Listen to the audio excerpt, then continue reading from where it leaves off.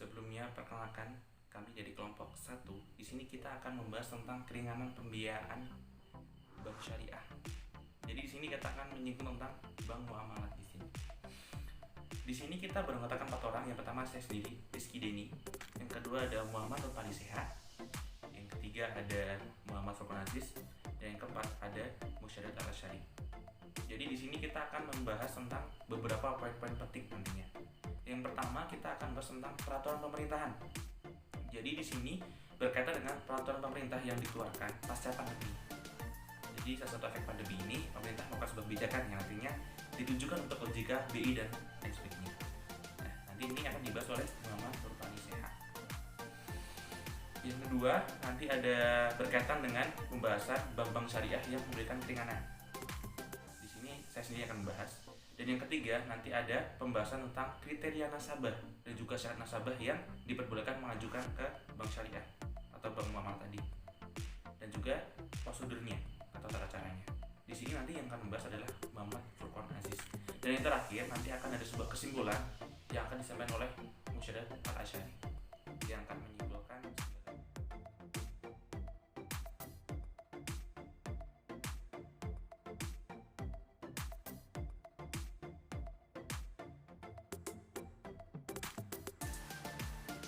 Halo guys, jadi dampak virus corona ini sangat berimbas pada sektor ekonomi yang berada di Indonesia. Menjaga keberlangsungan ekonomi, pemerintah mengeluarkan peraturan pemerintah pengganti Undang-Undang Nomor 1 Tahun 2020. Perpu Nomor 1 Tahun 2020 ini berisi tentang kewajiban keuangan negara dan stabilitas sistem keuangan Indonesia dalam rangka menangani pandemi virus corona ini agar tidak terjadi krisis moneter.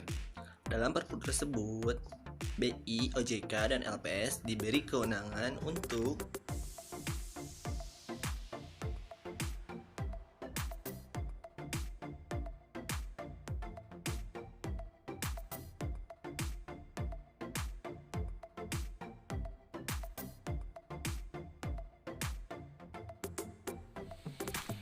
Bismillahirrahmanirrahim.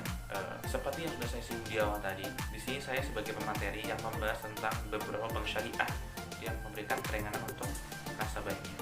Jadi setelah tadi sebelumnya dibahas tentang beberapa aturan-aturan atau kebijakan pemerintah yang dikeluarkan, akhirnya ada beberapa bank syariah yang memberikan keringanan untuk nasabahnya. Jadi yang pertama ada Bank Mandiri Syariah, ada juga Bank BNI Syariah, Bank Bukopin Syariah, Bank NTB Syariah, Bank Permata Syariah, Bank Muamalat, Bank BJB Syariah, Bank BRI Syariah, Bank BTPN Syariah, ada juga Bank Mega Syariah, Bank Panin Dubai Syariah, Bank BCA Syariah, dan juga Bank Net Syariah. Jadi itu adalah beberapa bank yang memberikan keringanan untuk nasabahnya.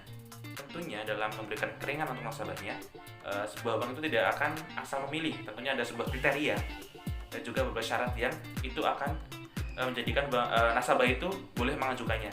Dan tentunya juga ada prosedurnya yang nantinya juga akan dibahas oleh Mas Furqan Aziz di materi selanjutnya.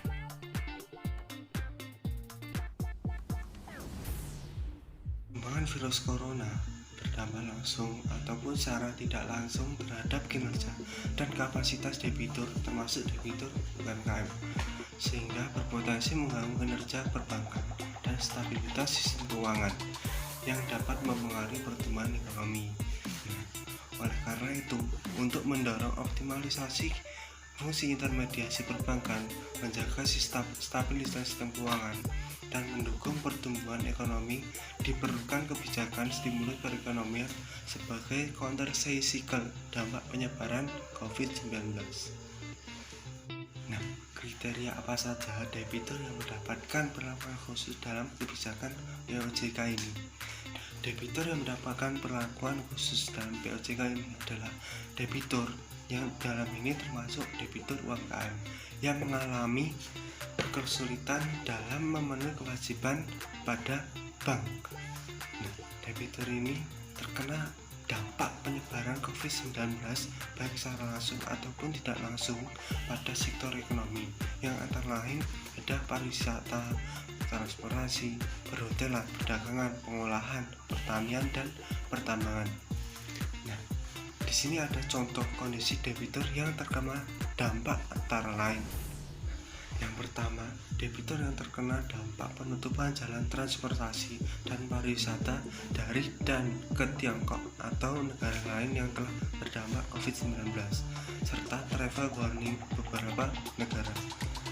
Yang kedua ada debitur yang terkena dampak dan penurunan volume ekspor dan impor secara signifikan akibat keterkaitan rantai suplai dan perdagangan dengan Tiongkok ataupun negara lain yang telah terdampak COVID-19. Nah, yang ketiga ada debitur yang terkena dampak terhambatnya proyek pembangunan infrastruktur karena terhentinya pasokan bahan baku, tenaga kerja, dan mesin dari Tiongkok ataupun negara lain yang telah terdampak COVID-19. Dalam pengajuan keringanan kredit bank, perlu ada panduan-panduan atau tata cara agar dalam mengajukan keringanan tersebut dapat berjalan dengan baik. Nah, berikut ini adalah tata cara pengajuan keringanan kredit bank dan dana pinjaman leasing yang terdapat COVID-19 sebagaimana tertuang dalam peraturan POJK tentang stimulus perekonomian nasional. Yang pertama adalah OJK menghimbau kepada para debitur untuk tidak perlu datang ke bank atau perusahaan pembiayaan. Tunggu dan ikuti pengumuman yang dikeluarkan oleh bank atau leasing melalui website resmi atau call center yang resmi. Nah, yang kedua, prioritas debitur yang mendapat keringanan adalah yang memenuhi persyaratan minimum sebagai berikut. Yang pertama, debitur terkena dampak COVID-19 dengan nilai kredit atau leasing di bawah 10 miliar yang antara lain pekerja informal, berpenghasilan harian, usaha mikro dan usaha kecil atau kredit UMKM dan KUR. Yang kedua, keringanan kredit dapat diberikan dalam periode waktu maksimum 1 tahun dalam bentuk penyesuaian pembayaran cicilan pokok atau bunga, perpanjangan waktu, atau hal lain yang ditetapkan oleh bank atau leasing. Yang ketiga, mengajukan kepada bank atau leasing dengan menyampaikan permohonan melalui saluran komunikasi bank atau leasing. Yang keempat, jika dilakukan secara kolektif, misalkan melalui perusahaan, maka direksi wajib memvalidasi data yang diberikan kepada bank atau leasing. Tata cara yang ketiga adalah bagi debitur yang tak termasuk dalam ketentuan pada angka 2 di atas, bank atau leasing memiliki kebijakan keringanan kredit sehingga debitur dapat berkontak langsung melalui sarana komunikasi yang selama ini digunakan dan tidak perlu hadir atau tatap muka. Yang keempat adalah debitur agar selalu mengikuti informasi resmi dari bank atau leasing agar tidak mudah percaya dengan informasi yang bersifat hoax, dan jangan segan melaporkan pada bank atau leasing jika ada pihak debt collector yang melakukan teror atau tidak sesuai ketentuan. Yang kelima, keringanan kredit atau leasing ini dilakukan dengan penuh tanggung jawab oleh para pihak debitur maupun pihak bank atau leasing. Seperti itu.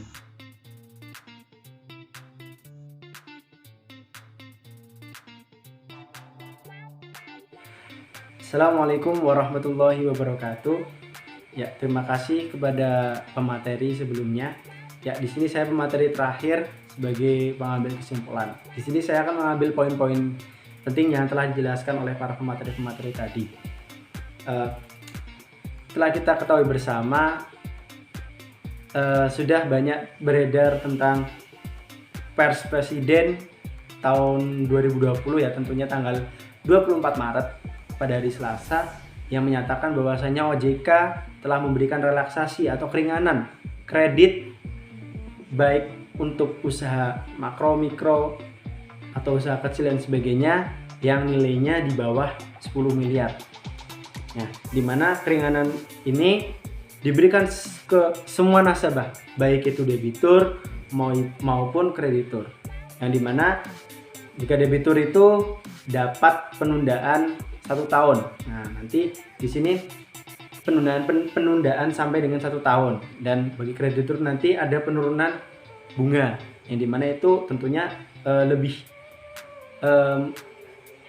mengutamakan untuk mengembangkan lagi usahanya supaya usaha bisa kembali bangkit, karena dengan adanya COVID-19 ini tentunya memberikan dampak yang luar biasa kepada perekonomian dunia bahkan. Nah, di sini tadi telah dijelaskan ada kurang lebih 13 bank syariah. Nah, salah satu tadi bank muamalat. Tadi telah dijelaskan cara mengajukan, bagaimana cara mengajukan keringanan tersebut kepada bank muamalat dengan melihat kriteria nasabah, apakah usaha kita cocok gak sih usaha kita untuk menerima keringanan dari bank muamalat, apakah cocok gak sih usaha kita menerima sesuatu menerima keringanan, benar-benar keringanan dari bank muamalat. Nah, tadi telah dijelaskan oleh pemateri yang ketika tadi tentang kriteria nasabah. Nah, di dalamnya juga nanti juga ada tata cara bagaimana kita mengajukan suatu keringanan. Setelah nanti kita melihat kriteria kita sesuai, baru kita lanjut kepada step selanjutnya tentang step bagaimana cara kita mengajukan keringanan. Nah, bank muamalat sendiri sudah saya jelaskan bahwasanya bank muamalat menyatakan keringanan pembiayaan, tetapi bank muamalat harus memverifikasi tersebut dari kriteria-kriteria nasabah tadi. Setelah sudah terverifikasi, baru lanjut ke step by step selanjutnya yang nanti endingnya bisa mendapat keringanan atau tidak, keputusannya dari bank muamalat itu sendiri setelah diverifikasi. Seperti itu. Mungkin cukup sekian dari kami. Bila ada tutur kata yang kurang berkenan, kami mohon maaf yang sebesar-besarnya. Semoga bermanfaat. Billahi taufiq wal hidayah, wa ridha wal inayah. Assalamualaikum warahmatullahi wabarakatuh.